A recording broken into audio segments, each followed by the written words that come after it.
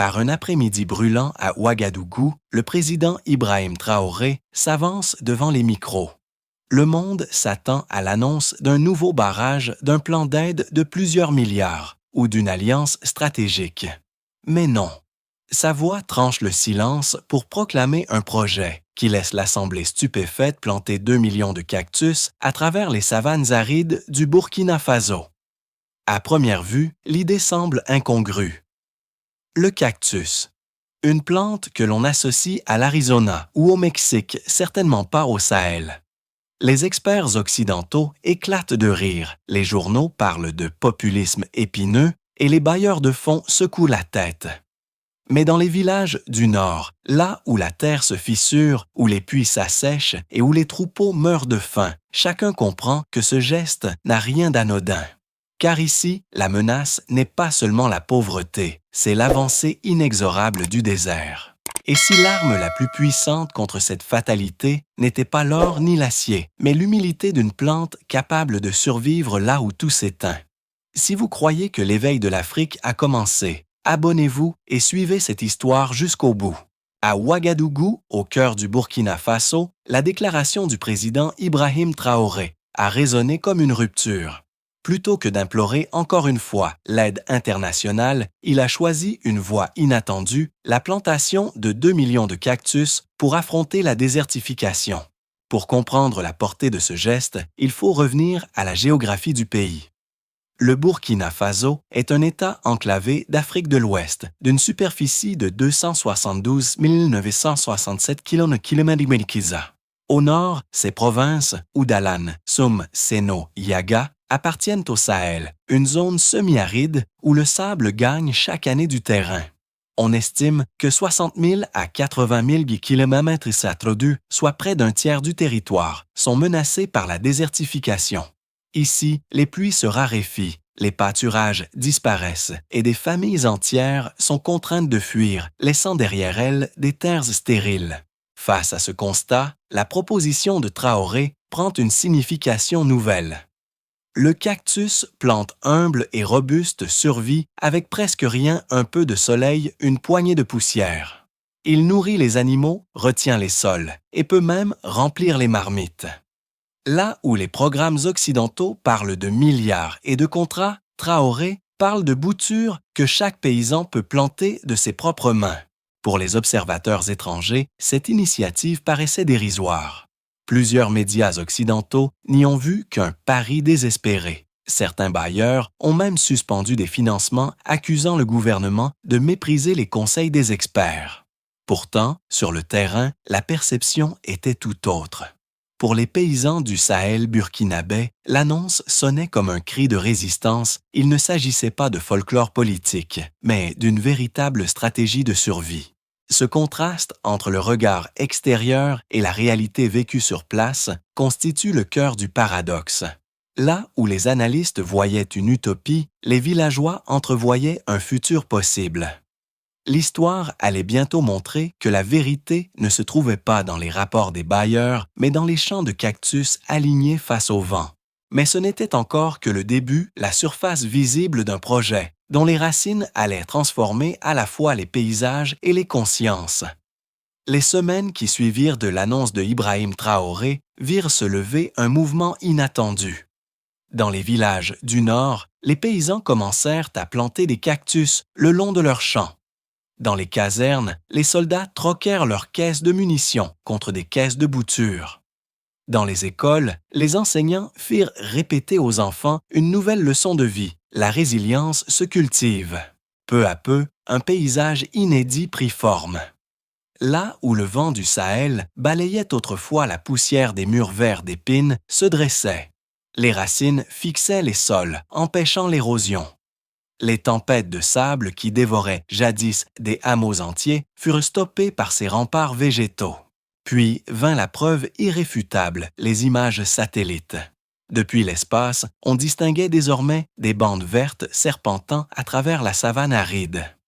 Le projet que l'on jugeait absurde devenait visible à l'œil nu, mesurable, incontestable. Les sceptiques qui parlaient de populisme durent se taire. car ce qui était autrefois une promesse se transformait en réalité géographique. Dans les villages, les résultats furent immédiats. Les chèvres trouvèrent de quoi brouter. Même en saison sèche, les vaches donnèrent à nouveau du lait. Les familles n'eurent plus le ventre vide à la fin de l'hivernage. Ce qui avait commencé comme un devoir devint une fierté. Planter un cactus, c'était participer à une bataille nationale. Ainsi, l'initiative prit des airs de révolution silencieuse. Non pas une révolution de slogans, mais une révolution de gestes, une révolution de racines et d'épines. Et ce fut précisément cette simplicité qui donna à l'expérience burkinabé une force irrésistible. À l'intérieur du Burkina Faso, le scepticisme initial se dissipa rapidement. Les mères de famille découvrirent qu'elles pouvaient cuisiner les raquettes de cactus en ragoût et même sécher la chair pour en faire de la farine. Les enfants goûtèrent à la douceur inattendue des fruits cachés derrière les épines. Dans les marchés, on commença à vendre du jus de cactus, symbole d'un renouveau économique et culturel. La société tout entière se transforma. Les soldats, autrefois craints comme figures d'autorité, se mirent à travailler côte à côte avec les paysans. Leurs uniformes couverts de poussière, leurs mains durcies par le labeur, ils devinrent les bâtisseurs d'une nouvelle dignité nationale. L'armée se voyait désormais comme une gardienne de la vie, non plus seulement des frontières. À l'extérieur, cependant, la réaction fut plus contrastée. Des journaux occidentaux continuèrent à ironiser, parlant d'un projet romantique voué à l'échec. Certains bailleurs retirèrent leur financement pour d'autres programmes, accusant Traoré de jouer avec l'avenir du pays. Mais dans le secret, les délégations venues du Nigeria, du Tchad et du Mali vinrent observer les champs de cactus. Elles repartirent impressionnées, murmurant que peut-être le Burkina Faso venait de trouver une solution qu'aucune agence internationale n'avait su offrir. Ce retournement des perceptions fut le véritable climax de l'histoire. En quelques mois, ce qui n'était qu'une idée marginale s'imposa comme une évidence. Le cactus n'était plus une curiosité botanique, mais une arme de souveraineté. Et dans ce silence forcé des critiques, une question surgit plus forte que toutes les railleries, et si la survie d'une nation pouvait réellement naître d'une simple plante? Au Burkina Faso, la campagne de plantation de cactus ne resta pas cantonnée aux champs. Elle redessina les liens sociaux, modifia la perception des institutions et insuffla un souffle nouveau dans la culture nationale. D'abord l'armée. Jadis symbole de pouvoir et parfois de crainte, elle se mua en allié du quotidien. Les soldats, les mains couvertes de callosité, plantèrent aux côtés des villageois. Dans leurs uniformes tachés de terre, ils n'incarnaient plus seulement la force, mais l'espérance. Ils n'étaient plus les gardiens d'une frontière tracée sur une carte, mais ceux de la vie, du sol de la survie. Cette transformation donna à l'armée une légitimité nouvelle, non par les armes, mais par les racines qu'elle enfonçait dans la terre. Ensuite, la culture. Les musiciens burkinabés composèrent des chansons célébrant la douceur du fruit de cactus récompense caché derrière les épines. Les peintres recouvrirent leurs toiles de paysages verdoyants où les cactus bravèrent le soleil. Dans les écoles, les enfants répétèrent chaque matin « Nous prospérons là où d'autres dépérissent ». Ces mots devinrent plus qu'un slogan, une promesse collective. Enfin, l'indépendance intellectuelle. Pour la première fois depuis des décennies, le pays affirmait une solution née de son propre sol, sans brevets étrangers, sans semences, importées, sans contrats conditionnés. Chaque bouture plantée par une main burkinabé devenait un acte de souveraineté. La dignité retrouvée ne provenait pas de discours officiels, mais du fait que l'avenir se cultivait au rythme des saisons à l'abri des mirages venus de l'étranger. Peu à peu, l'économie nationale ressentit l'impact. Dans les marchés locaux, l'abondance revint. Les troupeaux nourris, grâce aux cactus, fournirent davantage de lait et de viande. Les ateliers de cuir longtemps fermés, faute de matières premières, reprirent leur activité.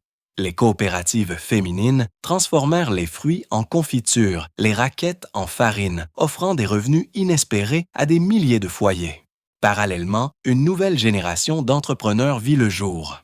de jeunes Burkinabés, autrefois tentés par l'exil vers l'Europe, fondèrent des entreprises centrées sur les produits dérivés du cactus. Cette dynamique inversa le récit dominant. Au lieu de fuir, on bâtissait l'avenir chez soi. Politiquement, l'effet fut tout aussi puissant. La population commença à regarder son président non comme un gestionnaire dépendant des bailleurs, mais comme un stratège qui osait défier les dogmes. Ibrahim Traoré gagna en stature, devenant pour beaucoup l'incarnation d'une indépendance enfin tangible. Les débats autrefois centrés sur les aides extérieures se déplacèrent vers la question cruciale: que pouvons-nous inventer de nos propres mains? La portée de ce projet dépassa alors la simple agriculture. Il s'agissait d'un manifeste silencieux. La souveraineté n'est pas une faveur concédée par des puissances lointaines, mais une réalité qui pousse du sol, nourrie par le courage et la discipline d'un peuple. Ainsi, ce qui avait commencé comme une lutte contre l'avancée du désert se transforma en une affirmation nationale. Le Burkina Faso ne se contenterait plus de survivre, il choisissait de vivre debout. Pour les capitales occidentales, le projet lancé par Ibrahim Traoré représentait un défi inattendu. Habitués à considérer le Burkina Faso comme dépendant de l'aide internationale, les bailleurs de fonds virent s'éroder leur rôle de sauveur. Les résultats tangibles du programme de cactus posaient une question embarrassante. Comment se faisait-il qu'une plante simple ait accompli ce que des décennies de projets financés par des milliards n'avaient jamais réussi? Aux États-Unis et en Europe, les rapports officiels hésitèrent entre le dédain et l'inquiétude. Certains journaux parlèrent d'un mirage végétal, d'autres d'un symbole dangereux, qui risquait d'inspirer d'autres nations africaines à refuser les modèles imposés. Derrière les critiques se cachait une crainte plus profonde. Si le Burkina Faso parvenait à réduire la dépendance aux aides d'autres pays du Sahel, pourrait suivre son exemple remettant en cause des années de domination économique et politique. Les institutions financières internationales, elles aussi, furent mises au pied du mur. Le discours officiel vantait encore l'importance des partenariats stratégiques et des innovations technologiques. Mais sur le terrain, les images satellites racontaient une autre vérité. Le peuple burkinabé avançait seul armé de cactus. Pendant que Washington et Bruxelles s'interrogeaient, l'Afrique observait avec une attention grandissante. Des délégations venues du Niger, du Mali et du Tchad se rendirent discrètement dans les zones de plantation. Elles constatèrent que la mortalité du bétail avait diminué, que les marchés locaux regorgeaient à nouveau de produits, que la peur de la faim reculait. Ce qu'on appelait d'abord une utopie épineuse devenait un modèle concret. Dans les forums agricoles du continent, les scientifiques burkinabés furent invités à présenter leurs résultats. L'initiative gagna en reconnaissance, non pas comme une curiosité, mais comme une solution régionale. À Addis Abeba, à Abuja, à Dakar, les discussions changèrent de ton. Et si le futur de l'Afrique ne résidait pas dans les aides massives de l'Occident, mais dans la redécouverte des ressources locales, le monde entier finit par tendre l'oreille. Même les États-Unis, dans leur cercle diplomatique, ne purent ignorer la transformation en cours. Officiellement, ils se félicitèrent de l'innovation africaine, mais dans les coulisses, la réussite burkinabé inquiétait, car elle prouvait qu'un peuple pouvait reprendre en main son destin sans attendre la validation de Washington ni les subventions de Bruxelles. Ainsi, le cactus devint plus qu'une plante, il se mua en symbole géopolitique. Pour les Africains, il représentait la preuve que la souveraineté pouvait s'enraciner dans leur propre terre. Pour l'Occident, il reflétait la perte progressive d'un monopole sur l'avenir du continent. Et pour le monde entier, il posait une interrogation fondamentale: qu'est-ce que le pouvoir, sinon la capacité d'un peuple à survivre là où d'autres le croyaient condamné? Ce qui avait commencé comme une simple annonce à Ouagadougou s'était mué en un bouleversement visible depuis l'espace. Les images satellites montrant des ceintures vertes traversant les terres arides du Sahel devinrent des preuves irréfutables. Le projet de cactus, d'abord qualifié de fantaisie populiste, s'imposa désormais dans les colloques agricoles d'Afrique. À Bamako, Niamey, N'Djamena, les responsables politiques commencèrent à parler ouvertement de options burkinabé.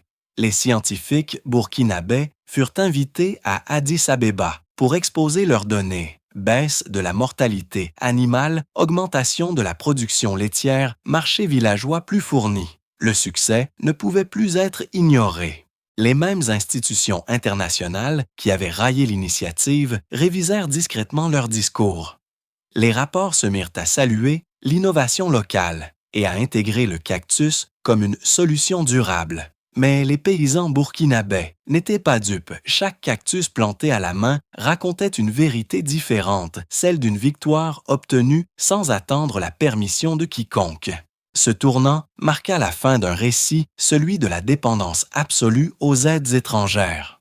Désormais, l'Afrique voyait qu'une autre voie existait, enracinée dans ses propres forces. Au milieu de ce basculement, la figure d'Ibrahim Traoré s'éleva. Pour ses partisans, il n'était plus seulement le président d'un pays enclavé et vulnérable. Il devenait l'icône d'une Afrique capable de se régénérer par elle-même. Dans ses discours, il martelait un avertissement. Si nous relâchons notre vigilance, le désert reviendra. Ce message, à la fois pratique et symbolique, rappelait que la souveraineté n'était pas un état acquis, mais une conquête quotidienne.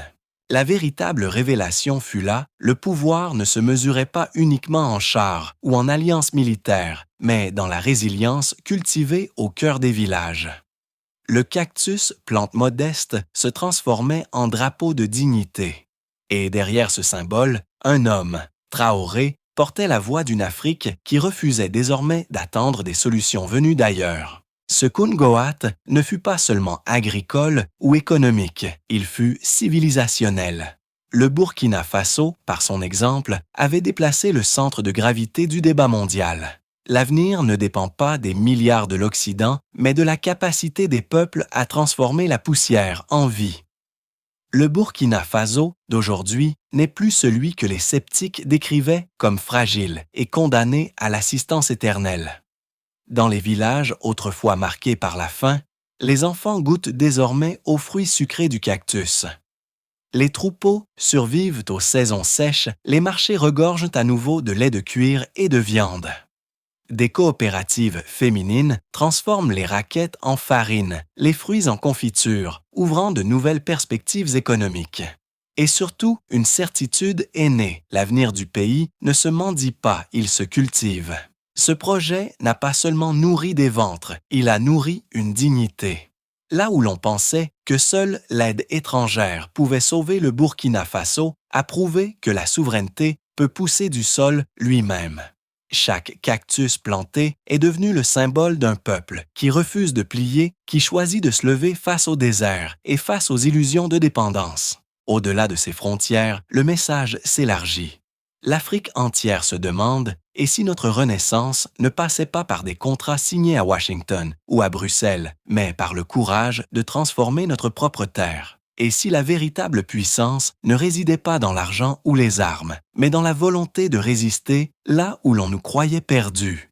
Comme l'a déclaré Ibrahim Traoré, nous ne demandons pas la permission d'être libres. Nous nous sommes levés pour la conquérir. Si l'esprit de Burkina Faso et la vision d'Ibrahim Traoré ont touché votre cœur, partagez cette histoire. Abonnez-vous pour continuer à suivre le chemin d'une Afrique qui ne courbe plus l'échine. Que Dieu bénisse l'Afrique.